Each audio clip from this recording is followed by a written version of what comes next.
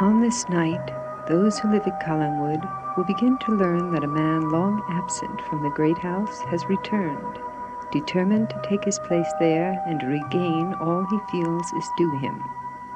And at the Blue Whale, he has taken his first step back into Collingwood by forcing a meeting with Carolyn Stoddard.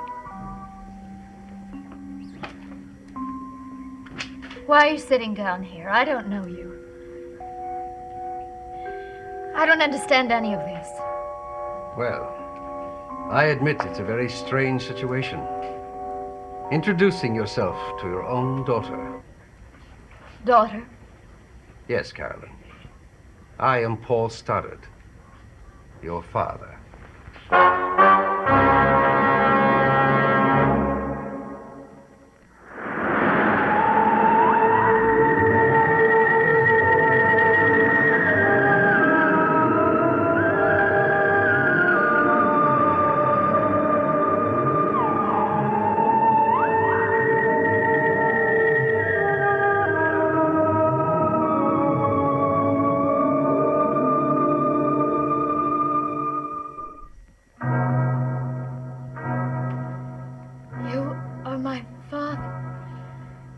Maggie knew it.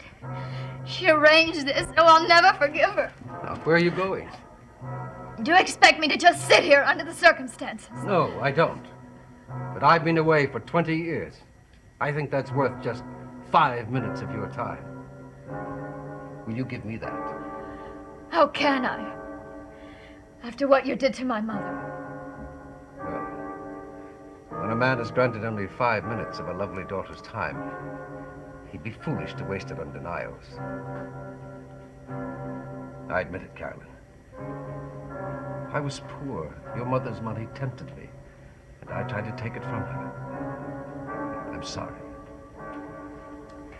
Since then, I've learned that money is not all that important. I don't understand you. You sit here talking about money and its meaning, and you don't even mention the rest of it. The rest of what? What you did to my mother. For nearly 20 years, Collinwood was a prison to her, while you roamed the world, living on her money, laughing at her. Why was Collingwood a prison to her? Because she believed herself a murderess. Who did she think she killed? You, Mr. Stoddard. What are you talking about? Let me refresh your memory. You do remember planning to steal from her. Money, bonds, jewels.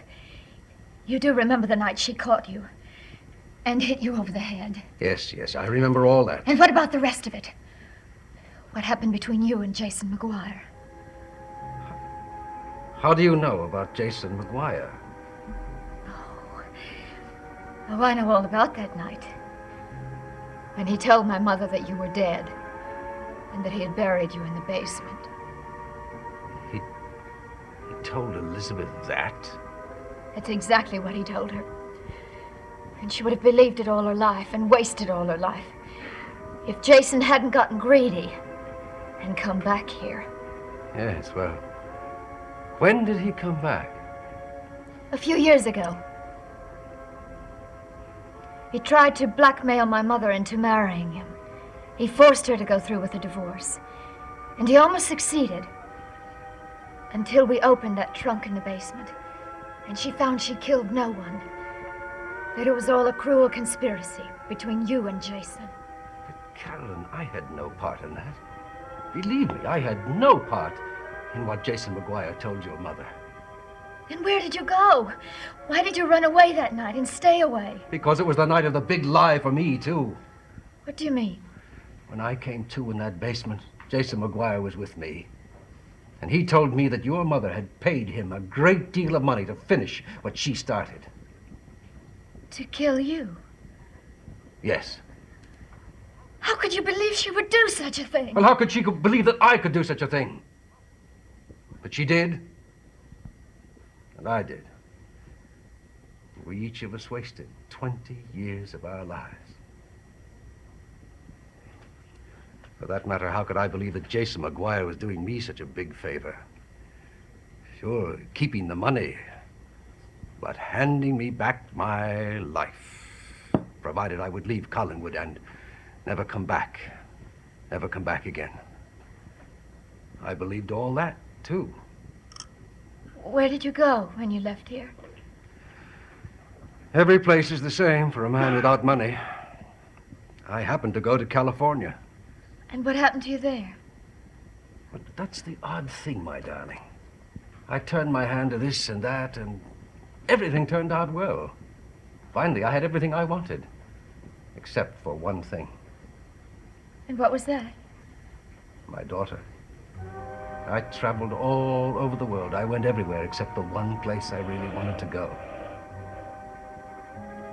When I saw you that day in the woods, I knew that you were everything I'd ever dreamed, and a little more. I suppose I really should have let it drop right there, but oh, I wanted a chance to speak to you, to tell you who I was and how I'd missed you.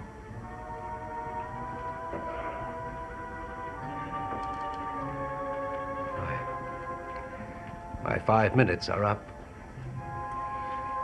Why didn't you tell me who you were when we met in the woods? Why did I write you 100 letters and never mail them? Why did I pick up phones all over the world and put them down again, even though my heart was breaking with loneliness? Oh, Carolyn, if we could only make up for the mischief Jason did. Maybe we can. You mean I'm not a disappointment to you? I don't know if you are or not. I mean, I've never seen a picture of you or anything of yours. My mother wouldn't permit it. But I do know I want you to stay for a while, now that you've come so far. Let me see how far I can get Mother to come.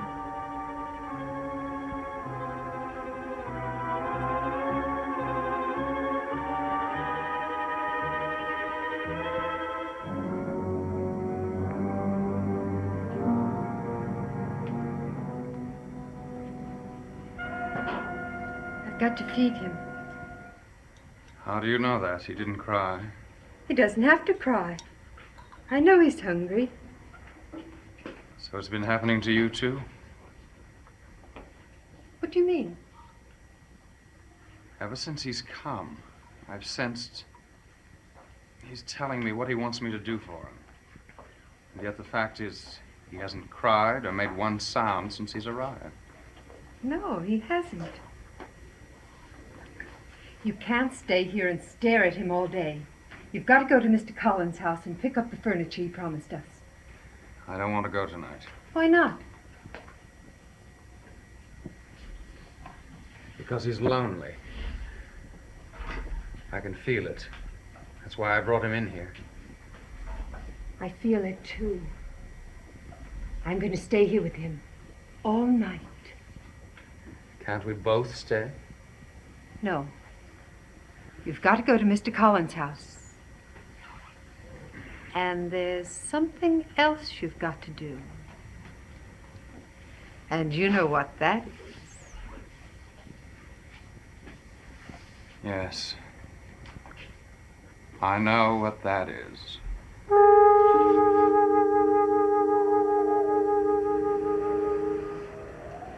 Now, Carolyn, I'll confess the truth to you. It took all the courage I had to come to our meeting tonight. That's why I was late. I kept imagining that you would never accept me. But you knew I would have to accept you sooner or later. After all, you are my father. I'm glad it was sooner. And Mother will have to accept you, too. Why don't you come into the house with me now and see her? Oh, no, thank you. I'm afraid I've used up all my courage at the Blue Whale. And I know Elizabeth, and I'm afraid it would be a long time before she would accept me, if she ever would.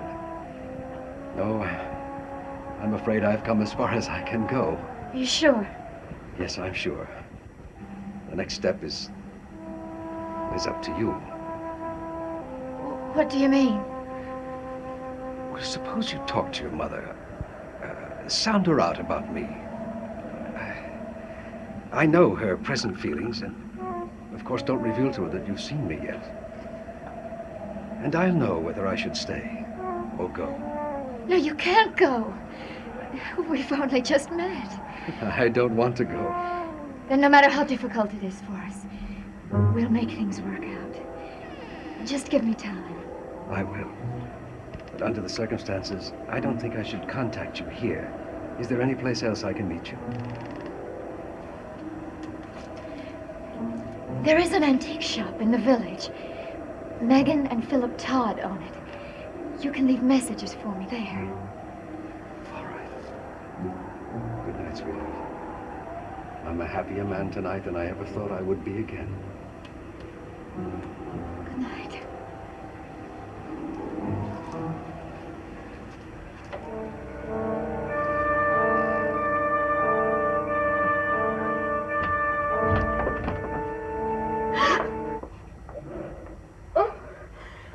What are you doing there? Well, he's a surprise, isn't he? Who? Well, your new boyfriend. What are you talking about? Carolyn, I saw him kiss you. I heard you tell him that you didn't want him to go, and that you'd try and make things work out. David, don't you know it's terrible to spy on people? Are you going to tell Aunt Elizabeth that I was spying on you? I'll tell you what, David. I won't mention it to anyone. If you won't mention it, we'll just forget the whole thing happened. All right, if you tell me who he is. David, I can't tell you who he is. But just believe me, when the right time comes, you'll know all about him. And you'll be very happy for me. Now, you run on to bed. David, remember, not a word to anyone.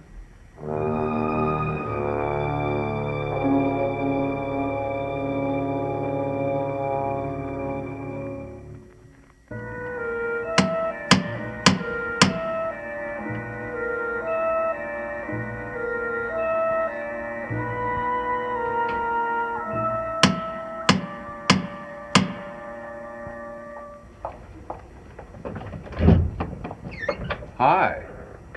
I just picked up some things at your cousin's house. It's not too late for me to drop in for a minute. No, of course not. As a matter of fact, I was going to stop by the shop tomorrow. I hate to ask you, Philip, but I need a favor. Name it and it's yours. There's a man who can't get in touch with me here at the house for several reasons.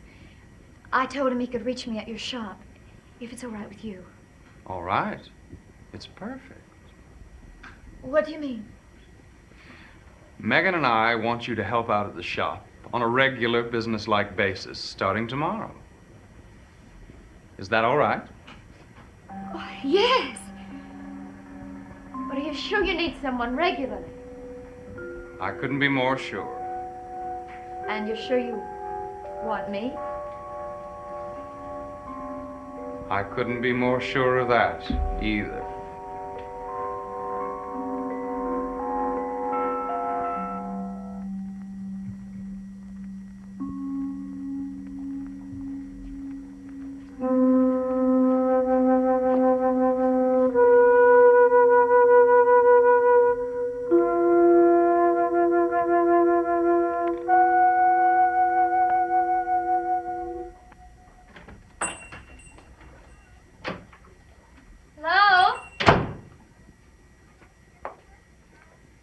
Well, here's the working girl, ready, willing, and able.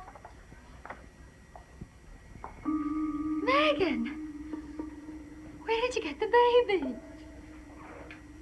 He's my sister's baby. She brought him here last night. We're looking after him while she vacations in Canada. Oh, he's beautiful. What's his name? Joseph. Hello, Joseph. He seems so calm. Does he cry very much? No. He never seems to cry at all. How long will you be keeping him? I don't quite know. Megan, I want to apologize What for? for being so stupid and self-centered yesterday. You and Philip were acting so strangely. I thought you were annoyed with me. I had no idea you were waiting for your sister and expecting a baby to take care of. Does your sister have any other children? No. Only Joseph. I've got to take him upstairs now. Will you look after things for me while I'm away?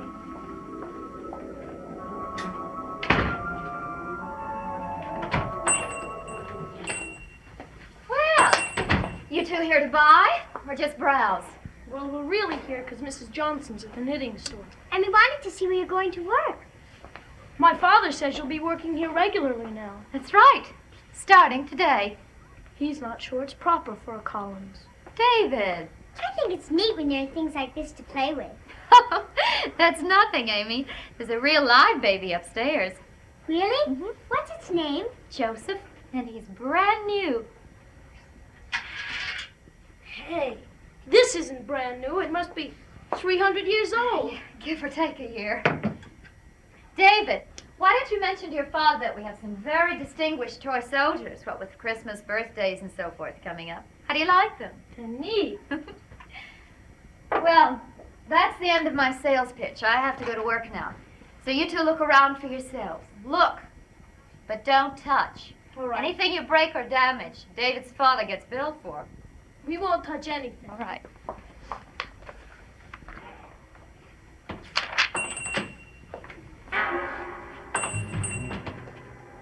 Carolyn? Oh, Mr. Prescott, the mice and plates have finally arrived.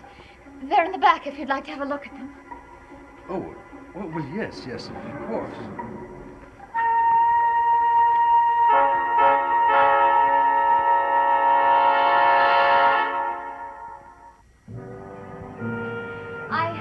I think you two had better get back to Mrs. Johnson's. You know how she hates to be kept waiting.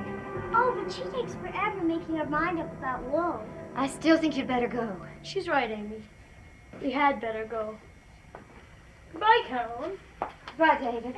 Amy.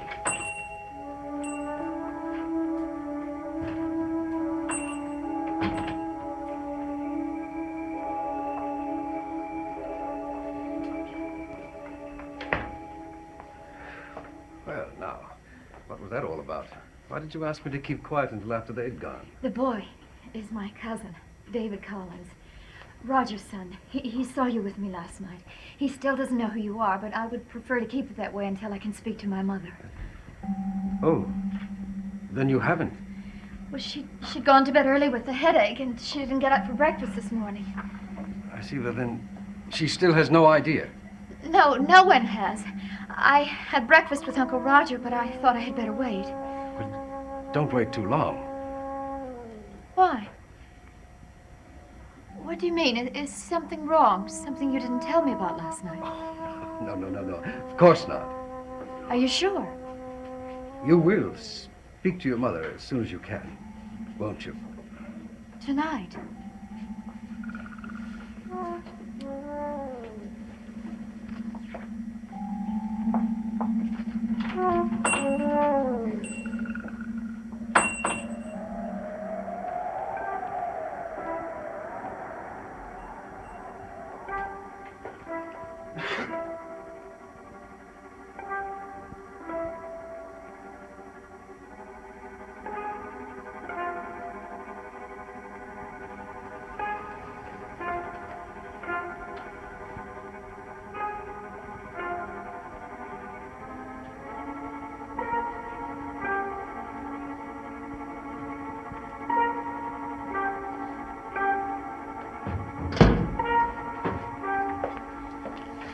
Where's the book?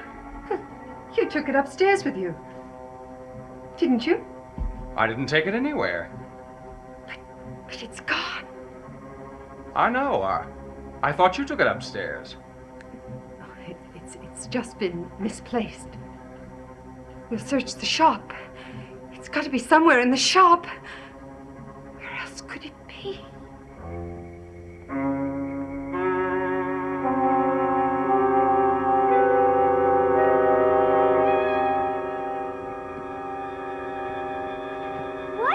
take this whole thing? I had to. Why? I just had to. But I still don't understand. Carolyn said if we accidentally tore anything, my father would have to pay for it. I ripped a page. That's why I took it. But it couldn't be worth a lot. It's not even in English. Who could read it? I don't know. But just don't tell anybody. I don't want my father to be angry with me. David Collins, you better return it if you know what's best for you. Well, are you going to return it? Are you? I don't know.